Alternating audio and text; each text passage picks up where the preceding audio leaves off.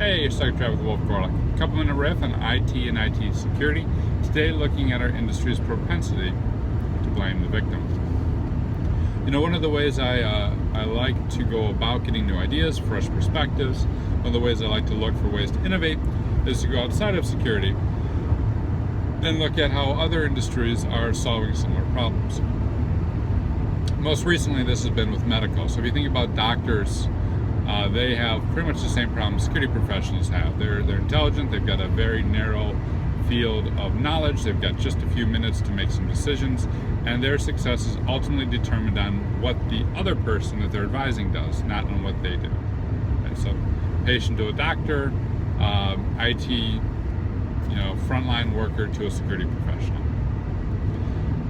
If you want to know more about that, stay tuned because I'm putting together a talk series on it. I'll be next up at Cleveland covering some of these ideas. But today, I want to look at one in particular, and that is blaming the user. So you go into the doctor's office, and the doctor's like, look, you're having these problems because you're overweight. And you're overweight, and it's putting too much strain in your heart, and you're going to die.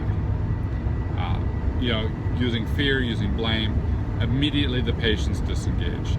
A similar situation when a close family member went in, and the doctor's like, look, you didn't follow my advice last time, no wonder why you're back. You know what I mean? If you don't follow my advice this time, you're not going to be back, if you know what I mean.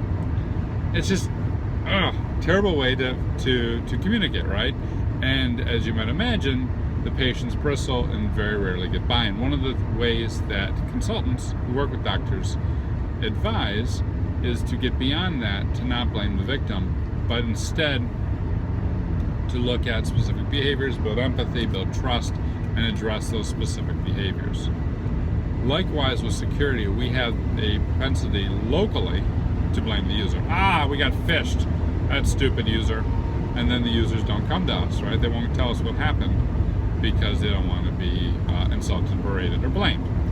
We have a propensity to globally blame the victim. Oh, that company got breached. Well, it's because they didn't know how to do security right. You know what I mean?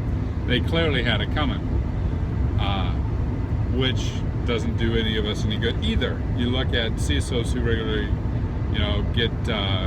get in trouble or feel like they're going to get fired the minute there's a breach.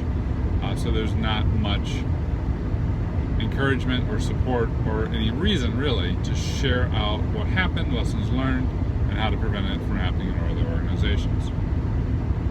Over and over and over again, we tend to blame the other person. What did you do wrong that got you into this situation?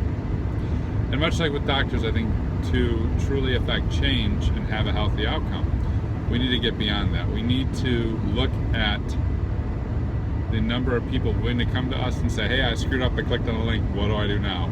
As a sign of health in an organization. We need to look at the ability for organizations to say, yeah, I got breached, we're doing things about it. Who wants to get together and hear how it happened? As a sign of health in our industry. We need to get beyond finger pointing and shaming if we're really going to move towards a stance of listening, learning, and getting one step ahead of the criminals. So there you have it. Next time someone causes an incident in your environment, or next time someone gets breached, the breach of the day, before you click the email button to laugh at them, or before you click post on Facebook to have a joke and enjoy the Schadenfreude, you just take a moment. And let's not shame the victim. Agree, disagree, hit me up in comments, and I'll see you online. Thanks.